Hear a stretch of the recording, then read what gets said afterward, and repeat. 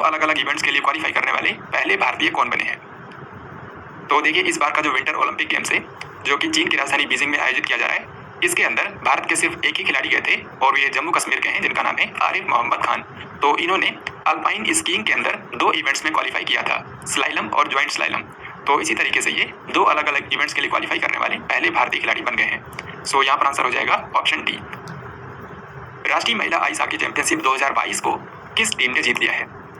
तो भारत में राष्ट्रीय स्तर पर महिलाओं की जो आइस हॉकी चैंपियनशिप होती है, हाल ही में इसका 9वां संस्करण आयोजित किया गया है और इस टूर्नामेंट का आयोजन किया गया था हिमाचल प्रदेश में। तो अगर आपसे पूछें आयोजन कहाँ पर किया गया, तो हिमाचल प्रदेश, लेकिन इसको जीत लिया है लद्दाख की टीम ने। सो इस क्वेश्चन का हमारा आंसर हो जाएगा ऑप्शन बी। ऑस्ट्रेलियन ओपन 2022 के पुरुष एकल का खिताब किसने अपने नाम कर लिया है? तो ऑस्ट्रेलियन ओपन जो है ये साल का सबसे पहला ग्रैंड स्लैम टेनिस टूर्नामेंट होता है, हाल ही में इसका आयोजन किया गया है। तो इसमें आपको सिर्फ पुरुष एकल और महिला एकल के विजेताओं के नाम याद रखने हैं।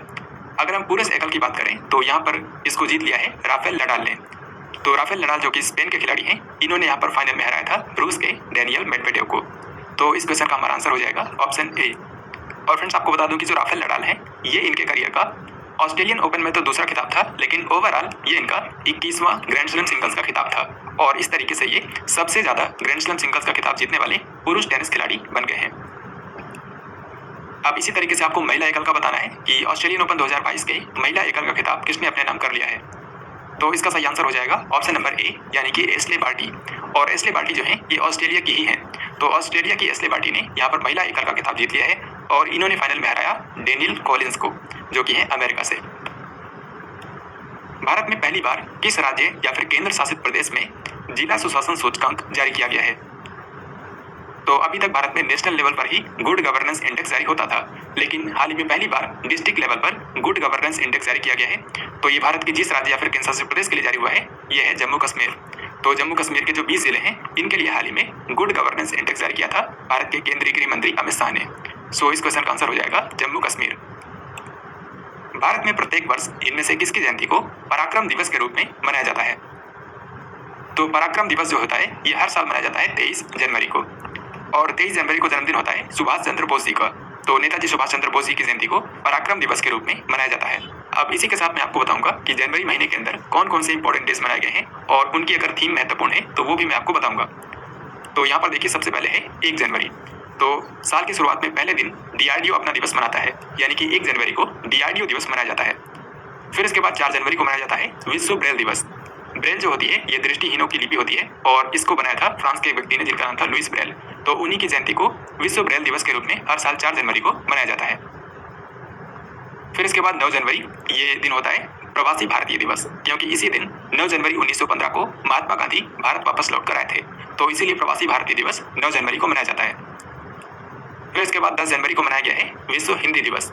हिंदी के प्रचार प्रसार के लिए ये दिवस हर साल 10 जनवरी को मनाया जाता है, लेकिन याद रखिए भारत में जो हिंदी दिवस होता है वो 14 सितंबर को मनाया जाता है। इसके बाद 12 जनवरी को मनाया गया है राष्ट्रीय युवा दिवस, यानी कि नेशनल यूथ डे। और नेशनल यूथ डे जो होता है ये स्वामी विवेकानंद जी की जयंती के रूप में हर साल 12 जनवरी को मनाया जाता है। फिर और आगे बढ़ते हैं, 15 जनवरी को मनाया गया है भारतीय थल सेना दिवस। जो इंडियन आर्मी है ये अपना दिवस मनाती है हर साल 15 जनवरी को। फिर इसके बाद 16 जनवरी को मनाया गया है राष्ट्रीय स्टार्टअप दिवस। और याद रखिए राष्ट्रीय स्टार्टअप दिवस जो है ये इसी साल पहली बार मनाया गया है, प्रधानमंत्री नरेंद्र मोदी ने इसकी घोषणा की थी। फिर इसके बाद 23 जनवरी को मनाया गया है, जैसा कि मैंने आपको बताया, पराक्रम दिवस। ये नेताजी सुभाष चंद्र बोस जी की जयंती होती है। फिर 24 जनवरी को 2 इंपॉर्टेंट डेज मनाए गए हैं। एक तो राष्ट्रीय बालिका दिवस, यानी कि नेशनल गर्ल चाइल्ड डे, और दूसरा है अंतर्राष्ट्रीय शिक्षा दिवस। यानी कि 24 जनवरी को भारत में राष्ट्रीय स्तर पर नेशनल गर्ल चाइल्ड डे मनाया जाता है और उसी दिन अंतर्राष्ट्रीय स्तर पर अंतर्राष्ट्रीय शिक्षा दिवस मनाया जाता है, जिसकी इस बार थीम रखी गई थी चेंजिंग कोर्स ट्रांसफॉर्मिंग एजुकेशन। फिर इसके बाद आगे बढ़ते हैं, 25 जनवरी को भी 2 महत्वपूर्ण दिवस मनाए गए हैं। राष्ट्रीय मतदाता दिवस, यानी कि नेशनल वोटर्स डे। तो मतदान के बारे में लोगों को जागरूक करने के लिए ये भारत में राष्ट्रीय स्तर पर मनाया जाता है, क्योंकि इसी दिन यानी कि 25 जनवरी सन 1950 को भारतीय निर्वाचन आयोग की स्थापना हुई थी। और आपको बता दूं कि इस बार की थीम रखी गई है making elections inclusive, accessible and participative. Making elections inclusive, accessible and participative. फिर अगला यहाँ पर है राष्ट्रीय पर्यटन दिवस। तो राष्ट्रीय मतदाता दिवस की तरह ही राष्ट्रीय पर्यटन दिवस भी ये 25 जनवरी को ही मनाया जाता है और इस बार की थीम रखी गई है rural and community centric tourism. Rural and community centric tourism. फिर 26 जनवरी को आप सभी जानते हैं कि भारत में मनाया जाता है गणतंत्र दिवस, और इस बार 73rd रिपब्लिक डे मनाया गया है। और इसी दिन अंतर्राष्ट्रीय स्तर पर मनाया जाता है अंतर्राष्ट्रीय सीमा शुल्क दिवस। फिर इसके बाद 30 जनवरी को आखिर में मनाया गया है शहीद दिवस, क्योंकि इसी दिन महात्मा गांधी की हत्या की गई थी 1948 में। और फिर 30 जनवरी को ही मनाया जाता है विश्व कुष्ठ रोग उन्मूलन दिवस, यानी कि वर्ल्ड लेप्रेसी इरेडिकेशन डे। तो इस तरीके से इस महीने के सारे इंपॉर्टेंट डेज और थीम्स आपको याद रखने हैं। इस महीने में सिर्फ 3 ही ऐसे डेज हैं जिनकी आपको थीम ध्यान रखनी है।